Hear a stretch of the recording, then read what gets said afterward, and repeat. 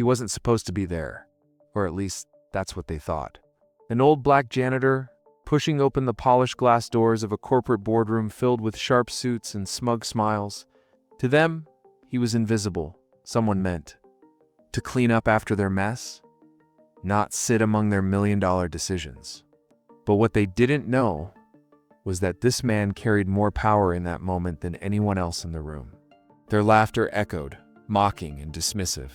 Yet within minutes, their arrogance would shatter, and the company they thought was untouchable would crumble. How could one man bring an empire to its knees? He had worked in that building for over 30 years, long before the glass walls, the touchscreen elevators, and the executive parking garage. He was there mopping floors, fixing leaks, and making sure the lights stayed on. To most employees, he was just the janitor. They passed him in the halls without a second glance, never bothering to learn his name. But behind that weathered face and quiet presence was a man who had seen it all: boardroom betrayals, corporate greed, and countless people climbing ladders only to forget where they came from. What no one realized was that he wasn't just a janitor. He had once been a brilliant young man with dreams of working in business himself. Life, however, had dealt him differently. Opportunities stolen by prejudice, promotions denied because of the color of his skin, and doors slammed before he could step through them. Instead of sitting at the table, he was handed a mop. But even in that role, he observed, listened, and learned. Every meeting he cleaned up after, every document he found left behind, every careless word spoken in his presence, he stored it all away like pieces of a puzzle. On this particular morning, he wasn't carrying his mop bucket. He walked into that boardroom dressed in the same uniform as always, but with something different in his step purpose. The executives, sipping their coffee and laughing at their own jokes, barely noticed him at first. To them, he was background, noise, part of the furniture. But he paused, his eyes scanning the very people who had overlooked him for decades. They didn't know that today, as the balance of power was about to shift. And here's a question for you. If you had been in his place, mocked, underestimated, and ignored for years, what would you have done when the chance finally came to change? Everything. As the board members shuffled papers and prepared to announce their quarterly triumphs, the old janitor remained standing at the head of the table. A few chuckled, assuming he had gotten lost. One leaned over to whisper a cruel joke about the help. But the janitor didn't flinch. Instead, he placed a thin folder on the glossy table. The laughter quieted, curiosity flickering in their eyes. Inside that folder were documents no one expected him to have: hidden contracts, secret payouts, and evidence of fraud buried beneath years of polished reports. He had seen them left behind, discarded like trash in the offices he cleaned, but unlike trash, he understood their weight. For years, he had quietly collected proof, knowing the day would come when their arrogance would be their undoing. One executive smirked and told him to leave, but he stayed. He looked each of them in the eye, his silence more commanding than their words. Then, with deliberate calm, he revealed that the folder wasn't just for show. Copies had already been sent to the government, to investors, and to the press. Empire wasn't as secure as they thought. It was seconds away from collapsing. The room grew tense. The same men and women who had spent years mocking him now sat frozen, their confidence unraveling. The janitor, once invisible, was suddenly the most powerful man in the building. Every detail he revealed cut deeper proof of embezzlement, mistreatment of employees, and discriminatory practices that would destroy reputations and topple careers. And yet he wasn't finished. He let the silence linger after each revelation, forcing them to imagine the fallout. Their laughter was gone, replaced with panic. Phones buzzed with incoming alerts, and one by one, their faces drained of color as the first headlines hit the news. He had spent decades ignored in the background, but in this moment, he stood taller than them all. The boardroom, once his place of humiliation, had become his stage of justice. And the executives, they were the audience to their own downfall.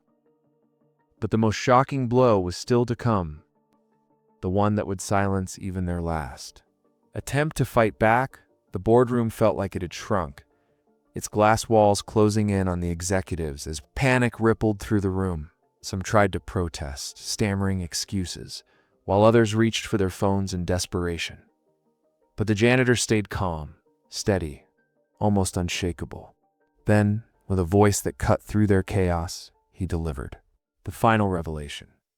The company they thought they controlled wasn't theirs anymore. For years, while they ignored him, he'd been quietly buying small shares, teeny pieces here and there, tucked away through partnerships and silent investors who believed in him. Those little pieces had added up, and through a trust they never knew existed, he now held the majority stake.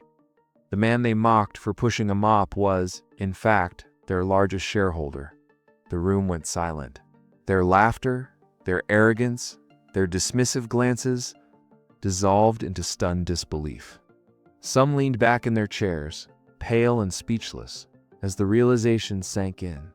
The janitor they had laughed at was now their boss. And then came the blow that sealed their fate. With one signed document already filed, the company's leadership was dissolved. Their careers, their wealth, their empire was gone in seconds.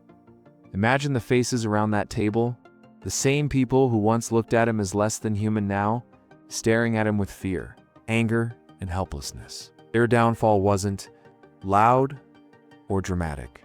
It was quiet, undeniable, and absolute. What do you think happened next? Did he walk away after proving his point? Or did he stay to rebuild the company in his own vision?